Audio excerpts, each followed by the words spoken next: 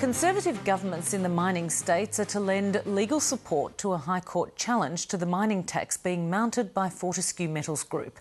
Federal opposition leader Tony Abbott's supporting the state's move, but the federal treasurer Wayne Swan says it's a futile waste of money for a state such as Queensland that can't afford it. Political correspondent Tom Iggulden has more from Canberra. The Queensland Government's deep budget cuts have brought public service unions out on the streets. But today it found money to spend on opposing the mining tax. Yes, the state is in a dire financial situation, but we can't just sit back and let the federal government continue to tax the people of Queensland.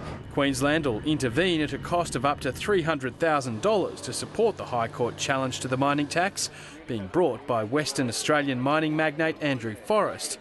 The move mirrors one in Mr Forrest's home state. I'm sure State Solicitor from Western Australia and from Queensland, they will work together to make sure that they protect the constitutional rights of the states to own the natural resource. But the Federal Treasurer had a different view of what's behind the Queensland Premier's decision to back the High Court challenge. What Mr Newman wants to do is to rob the punters and pay Mr Palmer.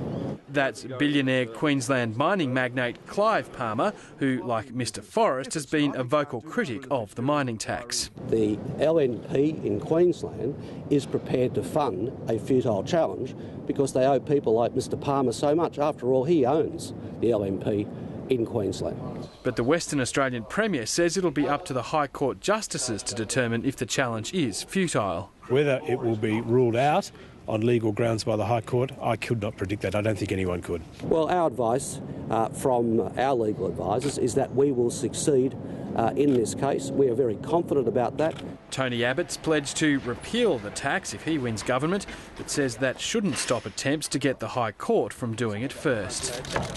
The mining tax particularly targets the resource-rich states, and if the states in question wish to challenge it in court, that's a perfectly reasonable thing for them to do. Mr President, it's great to see you again. Yeah. And Mr Abbott's continuing to be challenged about reports he failed to mention his asylum seeker policy in a recent meeting with Indonesian President Susilo Bambang Yudhoyono.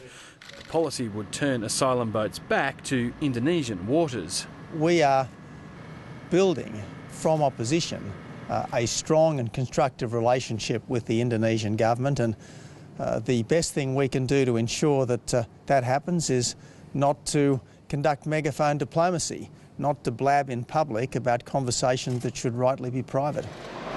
But tonight, Indonesia's presidential spokesman's confirmed the issue wasn't raised in the meeting. The Prime Minister's accused Mr Abbott of cowardice for not confronting Dr Yudhoyono with his plans.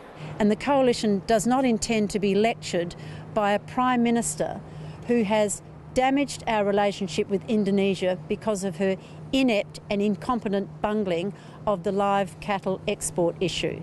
It's rare to see the opposition on the defensive when it comes to the asylum seeker issue. Expect the government to keep probing the chink in Tony Abbott's armour. Tom Iggulden, Lateline.